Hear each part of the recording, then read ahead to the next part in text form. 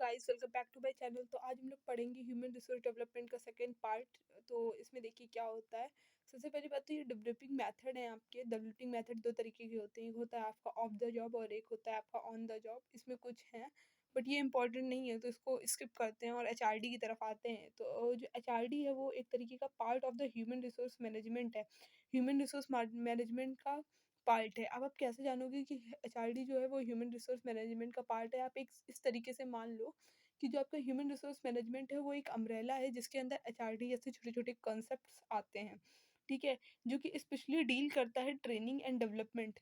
जो एम्प्लॉय हैं उनके ट्रेनिंग पे, उनके डेवलपमेंट से डील करता है।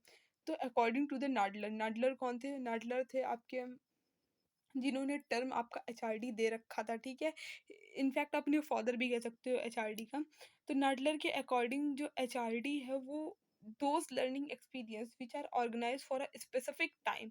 वो लर्निंग एक्सपीरियंस जो कि कुछ स्पेसिफिक टाइम के लिए होते हैं और जो डिज़ाइन करते हैं कि आपकी जो बिहेवियर है उसमें चेंज हो जाए।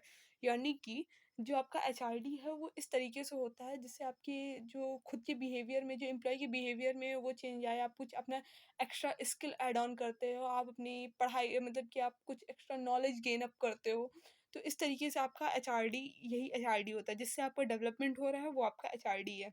ठीक है, कंसेप्ट क्या है एचआरडी का? ये मेनली कंसर्न करता है कि जिसमें आप developing the skill knowledge competencies of people in the organisation. इसमें आप अपनी स्किल को डेवलप कर रहे होते हैं, अपनी नॉलेज को डेवलप कर रहे होते हैं और आप अपनी क्षमता को डेवलप कर रहे होते हो ऑर्गेनाइजेशन में। The next it is people oriented concept. जो एचआरडी है वो पीपल ओरिएंटेड है, यानी कि ये लोगो वाला कॉन्सेप्ट है। इसमें आप एम्प्लॉयज़ की, जो ह्यूमन रिसोर्स, जो लिविंग ऑर्गेनिज्म है, उनकी आप डेवलपमेंट कर रहे हो। ठीक है, जो आपकी मतलब कि जो आपके मैन मैन मशीन पावर आपने सुना होगा 4M, उसमें जो आपका मैन है आप उसकी डेवलपमेंट कर रहे हो, जो आपकी ऑर्गेनाइजेशन का इंपॉर्टेंट एसेट होता है। अब आते हैं हम लोग फीचर्स ऑफ एचआरडी। तो जो फीचर्स होते हैं वो कुछ 5 तरीके के होते हैं। पहला होता है सिस्टमैटिक अप्रोच। ये एक क्योंकि आप जो एचआरडी है वो आप एक प्लान्ड वे में करते हो, सिस्टमैटिक अप्रोच है आपकी।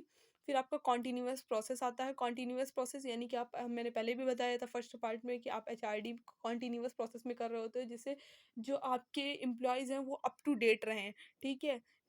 परवेसिव इन नेचर मतलब कि आप चारों तरफ फैला हुआ है। ठीक है, आपका एचआरडी।